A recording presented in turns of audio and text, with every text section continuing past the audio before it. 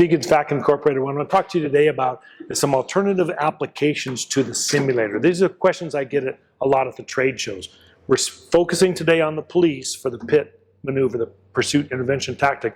But if you're with fire, EMS, or public works, a truck, or a transit, this still applies to you because there's different ways to use the simulator. So in this specific example, we don't want to try to teach the student how to get up and get in the right proper position. What we're looking at is judgment and decision making as to when they're going to make this move. So much like your pre-trip inspection, much like your air brake test, you could have an air brake test in a simulator and they could go through all the pressures, all of the checks, what they have to do first and second, and learn the sequencing of that.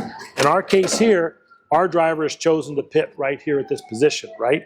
So now what I'm going to do is I'm going to stop the scenario, I'm going to go back, and we're going to talk about it.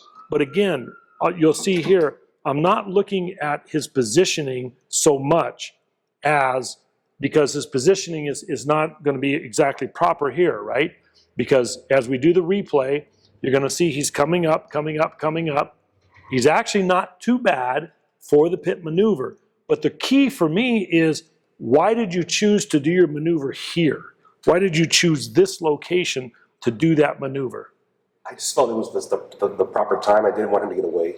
So I saw the intersection there. I was waiting for the next intersection, but I thought this is my time to stop him. Okay. And are there any hazards that you would think that you should use there? There's signs, but also the intersection, there's potential traffic, and I just saw him here. There wasn't as much traffic at this like three-way intersection. So you see his answers that I'm looking for is I'm trying to get inside of his head, and he's telling me this looks safer than over there. So that was pretty good. For most agencies in this country, what did he forget to do?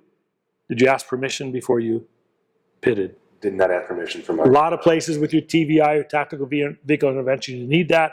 But in this case, he did a really good job to show me judgment and decision making, reasonableness while they implement a particular task. So if you're doing backing exercises on that large apparatus, if they don't use a spotter, we need to check with them on a spotter. If you're going to be doing the pre-trip inspections or the air brakes or whatever applies to your vehicles, remember that the simulator is very versatile in those areas, and you can do a lot of different alternative applications than just full straight driving.